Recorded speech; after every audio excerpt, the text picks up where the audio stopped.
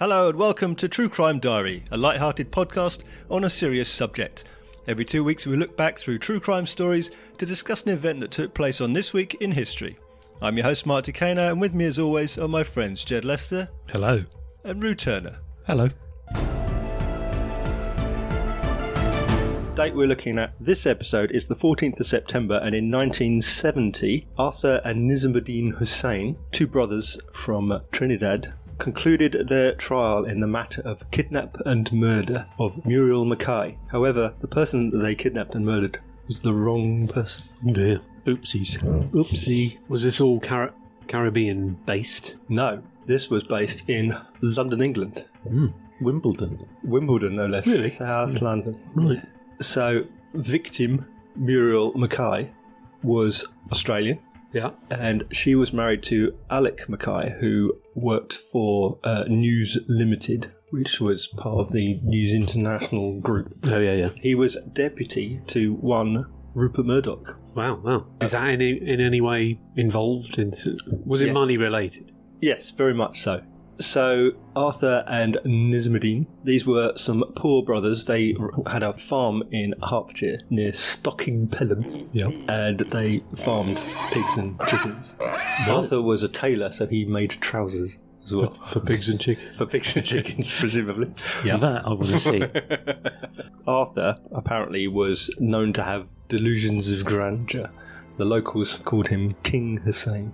Thinks he's Ethel Merman. Right. And he saw an interview by David Frost on television, who was interviewing Rupert Murdoch. And they went, Hello? of course. Oh. He never said that. That's Well, it doesn't matter. Put it in there anyway. That was said no more frequently than "Beam me up, Scotty." Well, exactly, yeah. Doesn't matter. Or play it again, Sam. Yeah. I'll just put that in. Lazzle wow. I'll just leave everything you just said. Carry on. So he saw this interview, Frost and Murdoch. Yep. Frost Murdoch. He thought, "Hang on, he's got a few pennies." He's got a couple of bob. I'll kidnap someone he knows.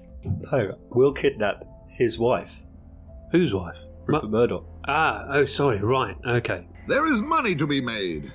We can be rich. This is where the mistake. I don't know. The first mistake is thinking that you can find someone that Rupert Murdoch cares enough about to part with money. Yeah. Only two things interest me. One's money, and the other is women. Right, okay. So that's where yes, okay. Intriguing. The brothers planned to kidnap Mrs. Murdoch. So at the time, who was that? Good question. Because there's been three, since then, potentially. Mick Jagger's handoffs. Yeah. Jerry, someone else called Wendy, I think. Well, there's his first wife that he married when he was in his early 20s. So we're not the talking about Australian her, are we? woman. No. So he must have been married 4 or 5 times. Wendy Deng. He's been one of them? No, Wendy Deng was his third wife. This would have been second wife, Anna Maria Torv. Okay. So where was Jerry? Number 4. Okay. After Wendy Deng.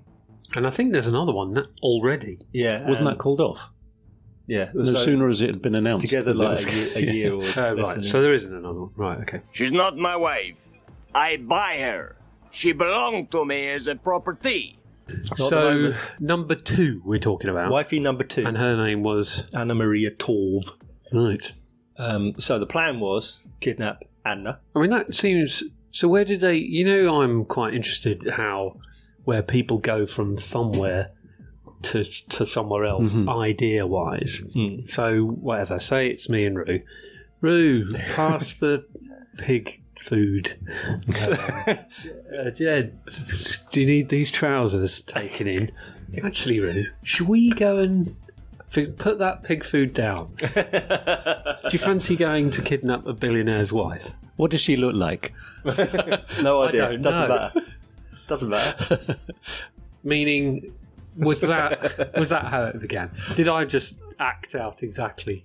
I can only imagine, and I assume yes, exactly that way. Because the very words said. Surely you work your way up via something.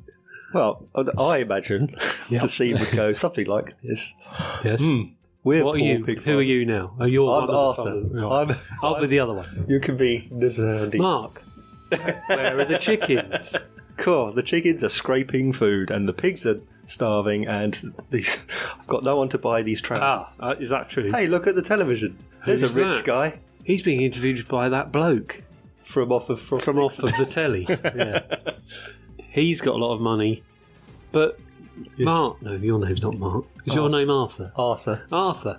Do we know anyone else who's perhaps less well known but equally as rich and more local? Not from this television. Okay then, get the car. Get her.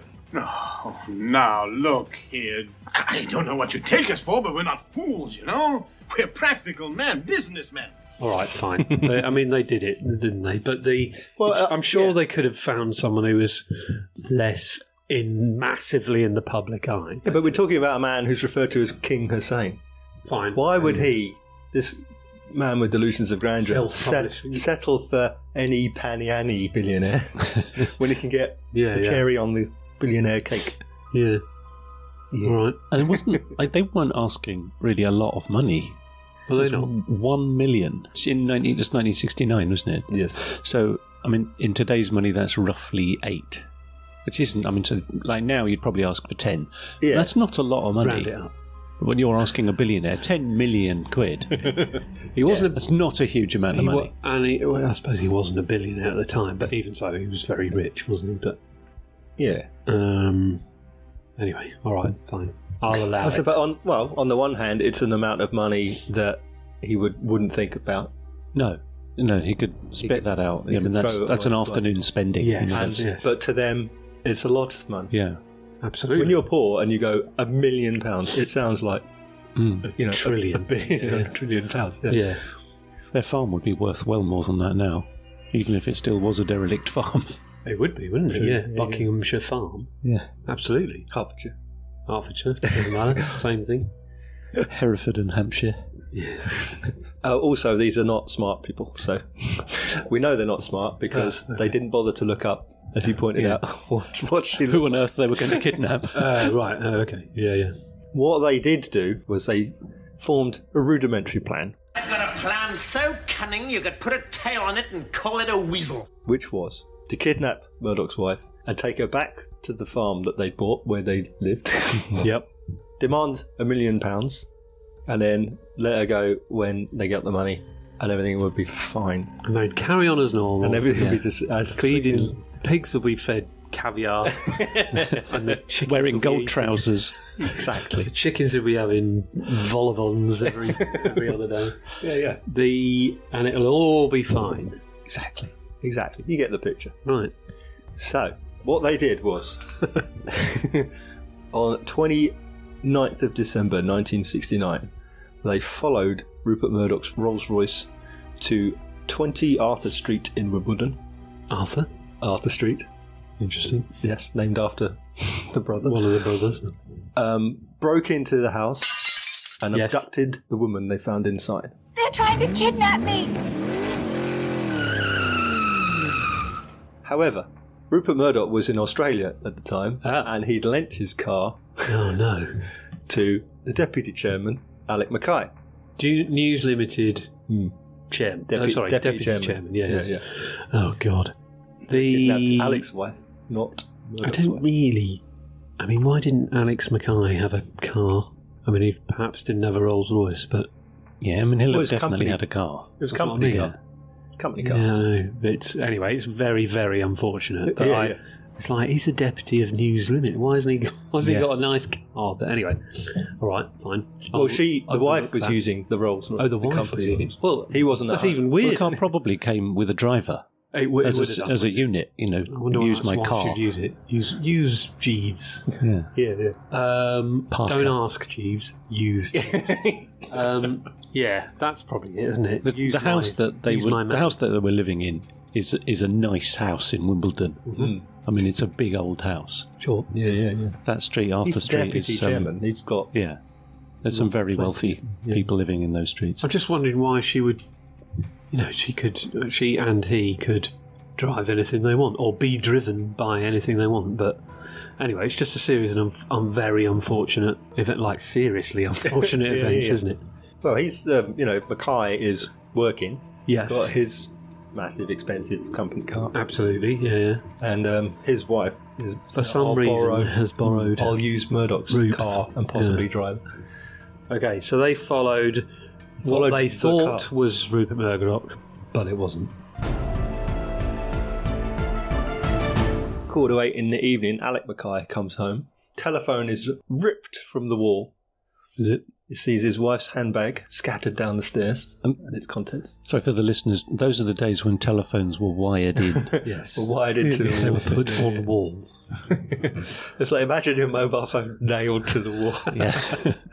Yeah, that's true. So he called the police. I should like you to send a policeman round immediately. It's a matter of some urgency. And the very next morning, at 1 a.m., there was a phone call from a man calling himself M3. I don't know what you want. If you're looking for ransom, I can tell you I don't have money. The M was short for Mafia. I don't know why. Was it? Yeah. Mafia 3. Mafia 3. Why was the 3 short for? There's only 2 of them. Because there's only 2 of them. Well, I know I will throw them off. We'll imply that there are 3 of them. And over the next few weeks, they received 18 further phone calls and 3 letters, all demanding money, all threatening to kill Mrs. McKay, all signed off as from M3. Yep. And letters from Muriel as well. So this lasted a long time. Yeah. She was in captivity somewhere, presumably potentially at this farm, for weeks. For weeks, yeah. Wow. Yeah. There was an attempt to deliver the ransom. But unfortunately, and completely unrelatedly, there was at the area where the ransom was supposed to be dropped, there were loads of police. Yeah, right. no relation at all. But yeah, it happened to be a large police presence where the drop was supposed to take place, so it was aborted. You just imagine that, they pick some community centre, and there just so happens to be a police get-together in the community centre. Yeah, hundreds of police there. Employment drive. It was the annual policeman's fate. Yeah. The policeman's other ball. Policeman's other ball. Yeah. So they had to make another arrangement. This time, M3 sent instructions. They say, we want £500,000 in each of 2 suitcases, dropped at a telephone box in Church Street in Edmonton at 4 o'clock, and it was on the 6th of February. A Friday. A policeman and policewoman pretended to be Mr. McKay and his daughter, Diane, and they took the suitcases to the call box. They got a phone call sending them to another call box. From there to the underground, they went on this little route. This has become a sort of ransom cliche now, hasn't it, in film? I can only assume that they saw some, Really? Yeah. Some detective show or something on the telly. We know they get all the information from the television. Have they left the suitcase in the first? No, they're being walked around. So they're carrying the money. With the suitcase money, yeah. So they went there with money? They went there with the money. To pay the ransom. This is from... Well, it was the suitcases were filled with a mix of fake notes and real notes. Right, okay. Yeah. They get to Epping, and then they're told to take a taxi to Bishop Stortford, where they would then leave the suitcases. When the taxi arrived, the policeman and woman, they got in the taxi, but a little way up the road they got the driver to stop, and a detective got into the car as well and secreted himself. Oh yeah, hid in the footwell. In the footwell, yeah. They got to the garage that they were supposed to drop off the suitcases, and then they dropped off the detective, D.S. Bland. Beautifully named. Nobody knows much about him. No. They dropped him off and then drove to the minivan where they're supposed to put their suitcases. They dropped the suitcases, but they've secreted this detective nearby. Hello, my name's Mark DeCano and I host the Comedy in a Nutshell podcast, in which I talk with those in and around the comedy circuit, and most especially the comedians, about what comedy means to them. Simon Amstel plus Lena Dunham plus Mr. Blobby. I thought that would be a good combo. Every gig you get is somebody else not getting a gig. I've had people pull out a notepad and I've been like, oh no, thank you. You are a jester, and you're here to bring light relief to people's lives. Somebody at the end was like, "Oh my God, she's dirty." And I was like, thank you very much. My boyfriend says he feels like he has to tread very carefully because he was like, I know that everything has the potential to become material. I can now give to people and they definitely in that moment are having a good time. So if you want to know more about what comedy means to the people at its heart, then hear it straight from the horse's mouth. Comedy in a nutshell, wherever you get your podcasts. Welcome to Fringe, baby.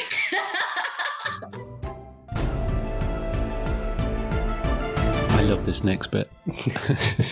So he was there to keep watch on the suitcases. Be very, very quiet. Now, he noticed a blue Volvo with one person inside drive past 4 times that evening. And it would drive past and slow down and speed up again. And then at about 11:15 in the evening, it came back again with 2 people inside. There was a couple named Mr. and Mrs. Abbott. They were concerned about seeing 2 suitcases lying around on the ground. Yeah, sure, yeah. Could be a bomb. Yeah, could be anything. So they called the police. Right, yeah, sure. I mean, I'm not surprised that happened at all. No. These days, are we still talking about 1969 then? Yeah. This is now February 70. Okay.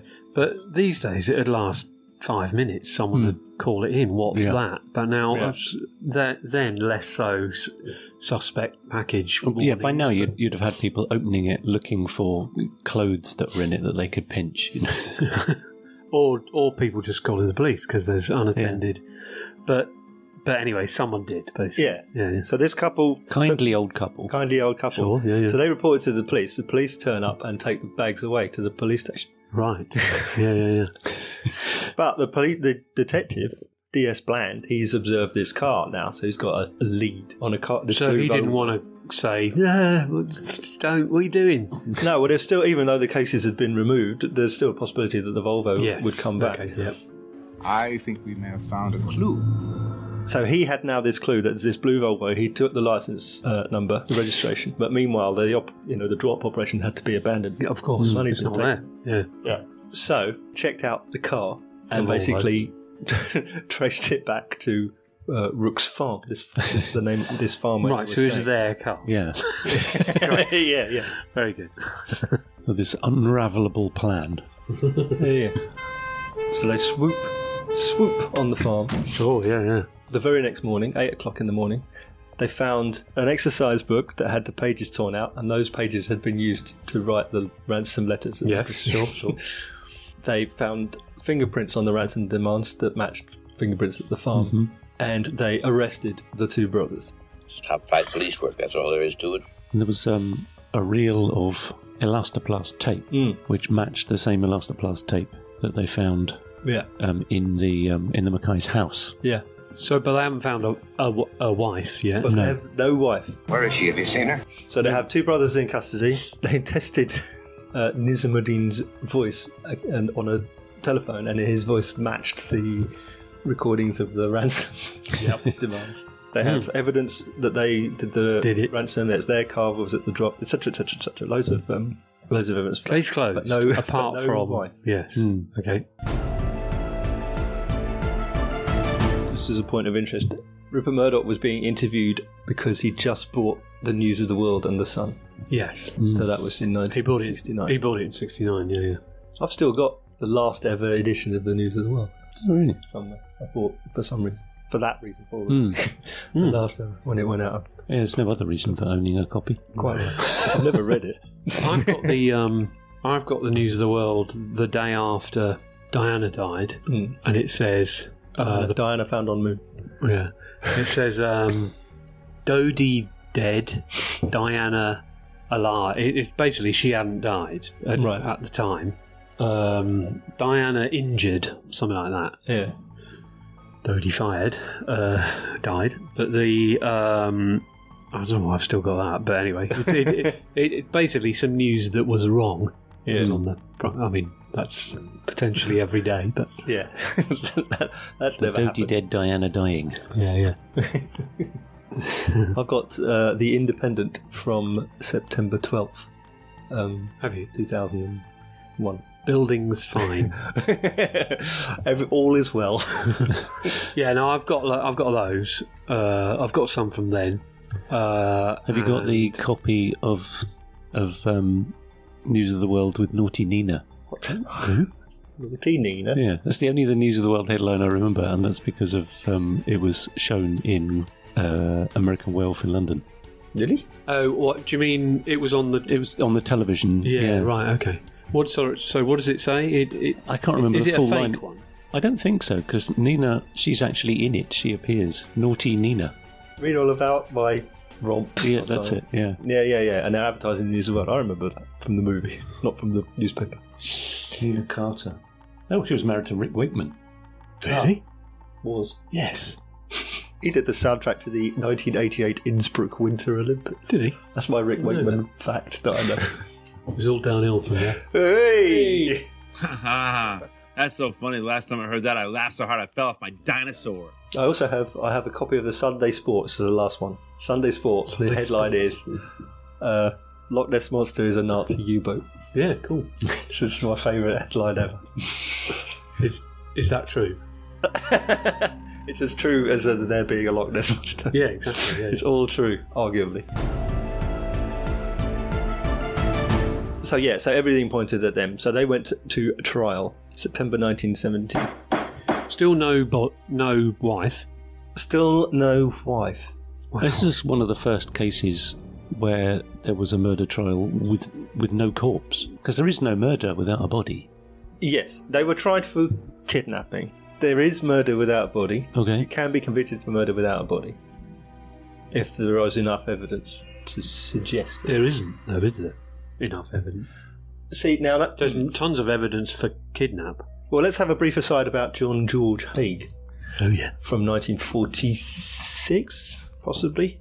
Also known as the acid bath murderer. Now, he believed that you could never be convicted of murder if there was no body, which is why he disposed of the bodies in a bath of acid. Right. However, he was wrong. Sure. He got convicted, even though there were no bodies. They found bits. I was going to say, there's evidence that there were bodies. Yeah, but there was no... Yeah. I mean, it wouldn't be conclusive, arguably, that it was that person, necessarily, in that case. That's another story altogether.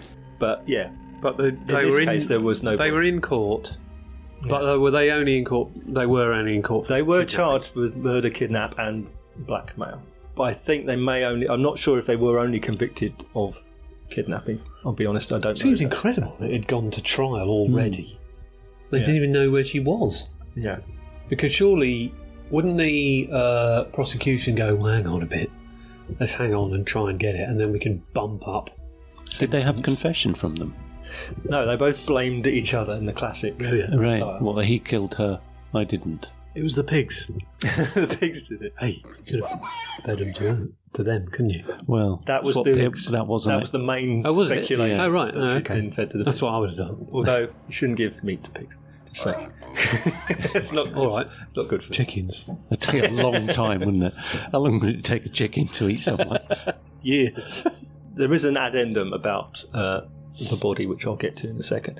So they blamed each other, but they were nonetheless convicted at the Old Bailey, and they both received life sentences. Arthur got life plus 25 years, and Nizamodeen got life plus 15 years. Wow. The judge, Justice Shaw, said the conduct was cold-blooded and abominable. It wasn't very nice. No. It's not great, is it? They never are. So they went to prison. In 1971, they appealed against their conviction. The hell would you be appealing for? Yeah. It didn't work. And then Arthur tried to get parole in 1987 and 1994, and that was denied. He eventually died in prison in 2009. Wow. Gosh. Nizamodeen served 20 years. Yep. And was then deported back to Trinidad. Okay. Oh, yeah? Well, good riddance, you loony. Now, he, interestingly, he's claimed that he never said any of the things he's accused of having claimed, despite them being recorded. Okay, fine. There are more well-known people than he that have done that. Yes, right, exactly. Yeah. So, at the age of 73, he was interviewed in Trinidad by a journalist for The Guardian, in which he denied that he had confessed to the McKay family's attorney, named Matthew Gale, that he'd buried Muriel McKay's body on the farm. It was also claimed that she was buried on a beach. As well as the farm. Yeah. So a journalist named Simon Farquhar, great name. Yeah. He went through all the documents that he could find in the case. So, all the archival documents. And he claims he found a document that said that Arthur had told his solicitor he buried her at Jaywick Sands, which is in Essex, which is the beach in Essex. And apparently that information wasn't followed up. So that was supposedly in the official documents from the time. So in October of 2022, right, crumbs, the family tried to launch a new search for her body at the beach. Wow, last October. Based on the fact that Scotland Yard reopened the case at the beginning of 2021. They've just reopened the case recently to look for the body. So she's never been found? She's still never been found. Oh, blimey. That's terrible. But they are now still looking for her. I thought they reopened it because of his claim that, that she'd had a heart attack shortly after they'd abducted her. Yes. Which seems a weird thing that she would have written those letters after she'd had a heart attack and died. Well, Nizamodeen said that during the course of the kidnap, while she was held at the farm, or he allegedly said, but it was recorded. But he denied. He said it. He said it. It was recorded, but he denied saying it. But it doesn't matter. So he claimed at some point that she had a heart attack while she was being held at the farm, and he buried her on the farm. Yeah. But he was basically doing that. Arthur, the guy who was dead, had given all the orders and was in charge, and he just did what his brother told him to do. So he was apparently burying the body, but then he later denied that. But apparently this record from the time states that Arthur buried her on this beach in Essex. Right. Even though we know he was recorded making this claim that he buried her on the farm. Everything he says is nonsense anyway. It's all lies. But the police opened the case based on that and searched the farm again, but didn't find anything. Yeah, it's quite a big farm as well, isn't it? It's some tens of acres. Yeah. 2021, they reopened the case, searched the farm, found nothing, and now that the case is still open, and in 2022 they've now found this other claim that she was buried on the beach. So now the family is trying to get the police to go and basically search the beach. Wow. I didn't know that. I thought there was going to be a denouement. But after 40, 50 years, there's not going to be a lot to find. I suppose. Yeah. Well, you're right. They're not going to. They might find a skeletal remains, maybe tibula, something. Oh, that is absolutely. I honestly had no idea that you were going to say, and she was never found. That's terrible. The worst part of it, well, not the worst part for Muriel McKay, but one of the part is that because it was such a high-profile case, obviously, well reported, was that the family got loads and loads and loads of prank calls and hoaxes and really, things. Yeah. Oh, very strange. It's appalling. People be crazy. A psychic got involved. Of course. Didn't see that coming. Yeah. And of course, Madame Tussauds got involved. Of course. Bloody Nora.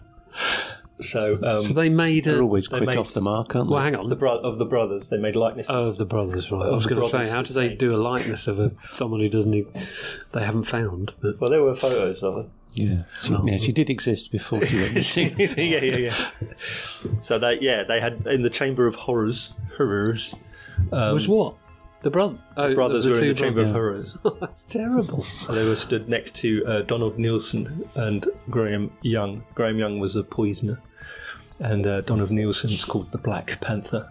And they were, at the time, they were contemporary, so, they're all... Right. Who cares a hang about history and wax? Cole? There's a play called Ink, and it's about the Sun, which is, one of Rupert Murdoch's tabloids in Britain, the red top. The Sun, sorry. The Sun, not the sun in the sky. No, I thought it was newspaper. A relation about his son. Yeah. Sun. Yeah, fine. So the tabloid newspaper, The Sun. Yep. There's a play from 2017 called Ink, And there is a bit in it about the kidnapping. And Kelvin McKenzie, who is former editor, he described that point in the play as its most dramatic moment. Right.